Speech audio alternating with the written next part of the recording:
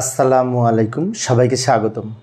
প্রিয় শিক্ষার্থী বন্ধুরা, আজকে আমি এই যে আইসিটি বিষয়ের পঞ্চম অধ্যায়ের সি প্রোগ্রামিং সম্পর্কিত প্রশ্ন যদি বলা থাকে, দুইটি সংখ্যার মধ্যে কোনটি ছোট সংখ্যা, দুইটা সংখ্যার মধ্যে কোনটি ছোট সংখ্যা সেটা নির্ণয়ের অ্যালগরিদম, ফ্লোচার্ট এবং সি প্রোগ্রাম কীভাবে লিখতে হয় তা আলোচনা করার চেষ্টা করব। তো আলোচনার জন্য তোমাদের সাথে আছি আমি মোহাম্মদ সিরাজুল ইসলাম, বরিশাল সরকারি model school and college, Barishal. চলো শুরু করা যাক।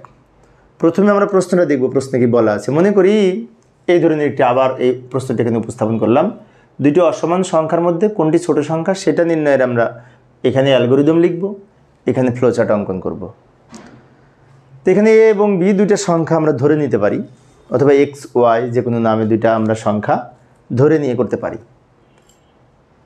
তো অ্যালগরিদমের শুরুতে আমরা লিখব ধাপ 1 প্রোগ্রাম শুরু করি। এটা তো আমরা প্রত্যেকটা প্রোগ্রামে লিখে থাকি, তাই না? ধাপ 1 প্রোগ্রাম শুরু করি। ধাপ 2 ইনপুট হিসেবে আমরা কি করব, দুইটা সংখ্যার মান গ্রহণ করব। এই যে ইনপুট হিসেবে আমরা লিখতে পারি এ এবং বি চলকের মান গ্রহণ করি। এখানে দুইটা সংখ্যা যদি আমি ইনপুট দিই, প্রথমটি এ এর মধ্যে সংরক্ষণ করা হবে, দ্বিতীয়টি বি নামক ভেরিয়েবলের মধ্যে সংরক্ষণ করা হবে। আচ্ছা, এবার আমরা কি করব, এটা কোনটি ছোট সংখ্যা সেটা নির্ণয়ের আমরা এখানে একটি কন্ডিশন যাচাই করব। যদি এ লেস দেন বি হয়, এটা দ্বারা বোঝাচ্ছে যে এ কি বি অপেক্ষা ছোট, এই সিদ্ধান্তটি যাচাই করি। যদি সত্য হয় তাহলে কিন্তু এ ছোট সংখ্যা হবে, আর যদি সত্য না হয় তাহলে বি ছোট সংখ্যা হবে, তাই না? এটা যদি সত্য হয় তাহলে এ ছোট সংখ্যা, কারণ এখানে বলা হচ্ছে এ কি বি অপেক্ষা ছোট। যদি বলি ইয়েস তাহলে এ ছোট সংখ্যা, সত্য হলে এ ছোট সংখ্যা। আর যদি মিথ্যা হয় বি ছোট সংখ্যা। অর্থাৎ এ এবং বি দুইটা সংখ্যার মধ্যে এখানে কম্পেয়ার করে দেখব, যাচাই করে দেখব এই রিলেশনাল অপারেটরের মাধ্যমে। এ লেস দেন বি, যদি সত্য হলে এ ছোট, মিথ্যা হলে বি ছোট। আচ্ছা, সবার শেষে আমরা প্রোগ্রাম শেষ করব। এইভাবে আমরা এই অ্যালগরিদম লিখতে পারি। এবার ফ্লোচার্ট অঙ্কন করব। তো ফ্লোচার্ট হচ্ছে এই যে অ্যালগরিদমে যা লিখেছি এটা এখানে চার্টের মাধ্যমে উপস্থাপন করব, চিত্রের মাধ্যমে। প্রোগ্রাম শুরু করার জন্য এই প্রতীক, এর মধ্যে লিখবে স্টার্ট। ইনপুট হিসেবে বি এর মান গ্রহণ করি। তো ইনপুট হিসেবে আমরা এরকম এই যে এই সামান্তরিক প্রতীক ব্যবহার করব, এটা কিন্তু একটু বাঁকা। এরপরে কি করব, সিদ্ধান্ত যাচাই করার জন্য এর মধ্যে লিখব ইনপুট এ বি। তারপর সিদ্ধান্ত যাচাই করার জন্য এই সিদ্ধান্তটি লেখার জন্য এখানে একটি এই সিদ্ধান্ত প্রতীক নিব। তো সিদ্ধান্ত প্রতীকটা হচ্ছে এরকম ডায়মন্ড প্রতীক, এর মধ্যে লিখব a less than B. A less than B, এখানে হট চিহ্ন দেওয়া আছে। এ লেস দেন বি এটা সত্য কিনা, যদি সত্য হয় তাহলে ইয়েস, আর যদি মিথ্যা হয় তাহলে ওদিকে নো। সত্য হলে এদিকে, নো হলে ওদিকে। অর্থাৎ সত্য হলে এইটা প্রকাশ হবে, তাহলে এটা বাম দিকে লিখব। আর মিথ্যা হলে এটা প্রকাশ হবে, বি ছোট, তাহলে বি বাম দিকে লিখব, বি ডান দিকে লিখব। যদি সত্য হয় তাহলে এখানে আবার আমরা এই সামান্তরিক প্রতীকের মধ্যে, আউটপুট প্রতীকের মধ্যে লিখব a smallest number, small number a. আর যদি মিথ্যা হয় তাহলে লিখব স্মল নাম্বার বি। অর্থাৎ এই কন্ডিশনটা যাচাই করে সত্য হলে এ ছোট। এখানে বলা হচ্ছে এ কি বি অপেক্ষা ছোট, যদি বলি ইয়েস তাহলে এ ছোট। আর যদি বলি নো, নো মানে কি এ ছোট না, তাহলে এ আর বি এর মধ্যে এ যদি ছোট না হয় তাহলে নিশ্চয়ই বি ছোট, সেজন্য এখানে লিখব স্মলেস্ট নাম্বার বি। তারপর সবার শেষে এখানে আমরা কি করব, দুইটা দুই দিক থেকে নিয়ে এসে এখানে সংযোগ প্রতীক দিয়ে প্রোগ্রাম শেষ করব। এই হচ্ছে আমাদের ফ্লোচার্ট, আর এই হচ্ছে অ্যালগরিদম। প্রশ্নে অনেক সময় এটা উদ্দীপক আকারে দেওয়া থাকে, আর বলা হয় উদ্দীপকের আলোকে ফ্লোচার্ট লিখো, তখন আমরা এটা অঙ্কন করব।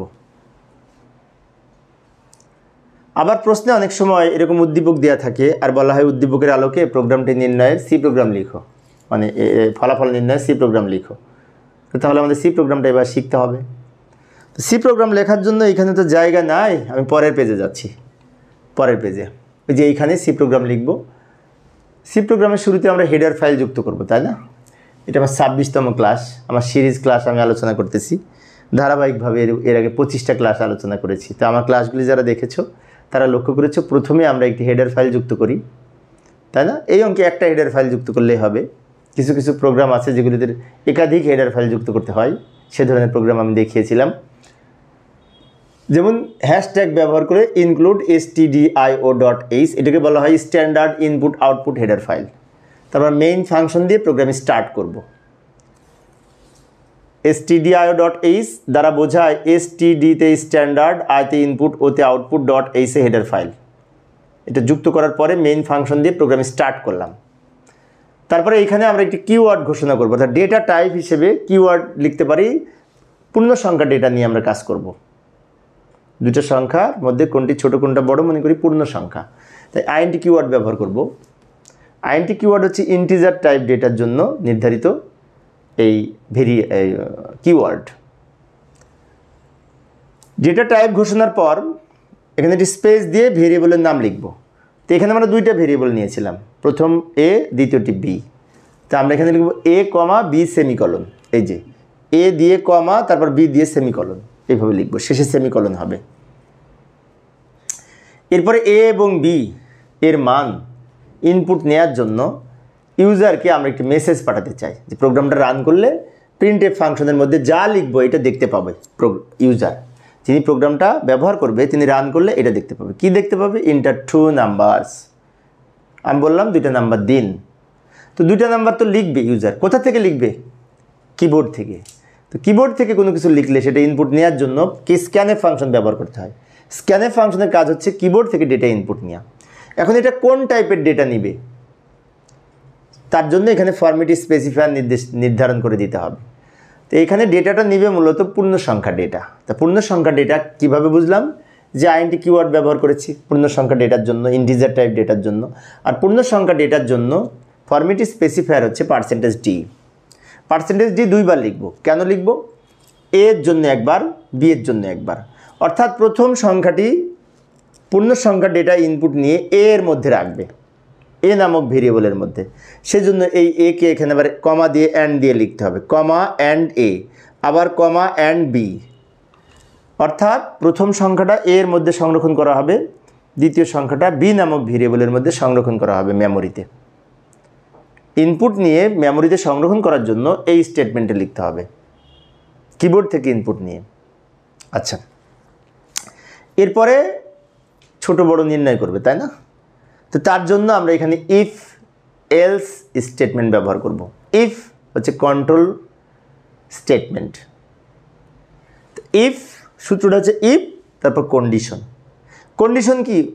আমরা তো নির্ণয় করব এ কি বি অপেক্ষা ছোট, সেটা নির্ণয় করার জন্য কন্ডিশনের মধ্যে এখানে ব্র্যাকেট দিয়ে লিখব এ লেস দেন বি।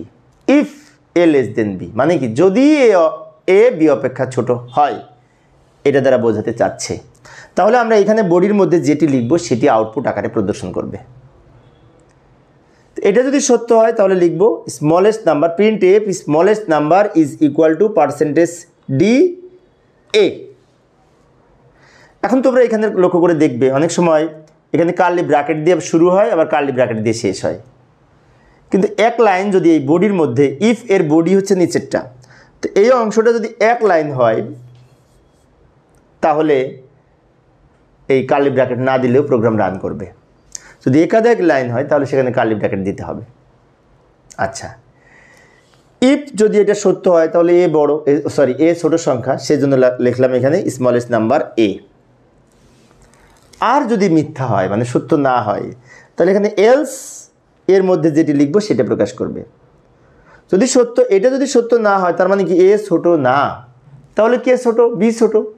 তো বি যে ছোট সেটা প্রকাশ করার জন্য আবার প্রিন্টএফ ফাংশনের মধ্যে লিখব এই smallest number equal to %d B. অর্থাৎ এটা যদি সত্য হয় স্মলেস্ট নাম্বার হচ্ছে এ, আর এইটা যদি সত্য না হয় তাহলে আর কন্ডিশন আমরা যাচাই করব না। তাহলে বুঝতেই পারছি যে বি ছোট।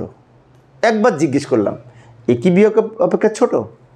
যদি বলি ইয়েস তাহলে এ ছোট, আর যদি বলে নো তাহলে তো বি ছোট। এখানে আর কন্ডিশন যাচাই করার দরকার নেই। সেজন্য এলস মানে অন্যথায় smallest number equal to %d B.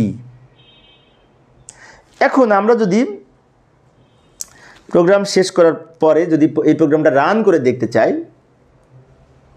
আমরা যদি কম্পিউটারে প্র্যাকটিস করি, কোড ব্লক সি কম্পাইলার নামে একটি সফটওয়্যার আছে, সেই সফটওয়্যারটি ইনস্টল করে তোমাদের কম্পিউটারে এটি যথাযথভাবে লিখে সেভ করে যদি রান করো, তো এই ধরনের আউটপুট পাবে। এই যে প্রথমে কি লিখেছিলাম, ইন্টার 2 নাম্বারস, আমাকে বলছে 2টা নাম্বার দিন, তো 2টা কাল্পনিক নাম্বার এখানে দিলাম 15 and 30। দেখুন কোনটা ছোট, 15 ছোট, প্রথমটি ছোট মানে কি এ ছোট, যদি দ্বিতীয়টি ছোট হতো তাহলে বি ছোট হতো। এবার যদি আমি এন্টার বাটনে চাপ দিই তাহলে এই লাইনটা দেখতে পাবো, smallest number is equal to percentage g, যেখানে সেইখানে 15 প্রকাশ করেছে, এর মানটা প্রকাশ করেছে। কিভাবে বুঝলাম এর মান এটি, এই যে আমরা প্রথমে নিয়েছি সেজন্য প্রথমটি এর মান। এখন আমি যদি উল্টিয়ে লিখতাম এটা ছোট হতো, তাহলে এই লাইনটা প্রকাশ হতো, স্মলেস্ট নাম্বার, এখানে পার্সেন্টেজ ছোটটা প্রকাশ করতো। এ বি দেখা যাবে না, এ বির মান দেখা যাবে, কারণ আমরা প্রথম সংখ্যাটা যেটা দিব সেটা এ এর মান বলে গণ্য হবে, দ্বিতীয় সংখ্যাটি বি এর মান হিসেবে গণ্য হবে। তো প্রিয় শিক্ষার্থী বন্ধুরা, এই ছিল আজকের আলোচ্য বিষয়। আমি অবশ্যই অল্প অল্প করে আলোচনা করি শিক্ষার্থীদের অনুরোধে। তো সামনের ক্লাসে দুটি সংখ্যার মধ্যে কোনটি বড় সংখ্যা তা নির্ণয়ের অ্যালগরিদম, ফ্লোচার্ট এবং সি প্রোগ্রাম আলোচনা করার চেষ্টা করব। দেখার আমন্ত্রণ রইল। পরিশেষে সবাই ভালো থাকবে এবং সুস্থ থাকবে এই কামনায় খোদা হাফেজ।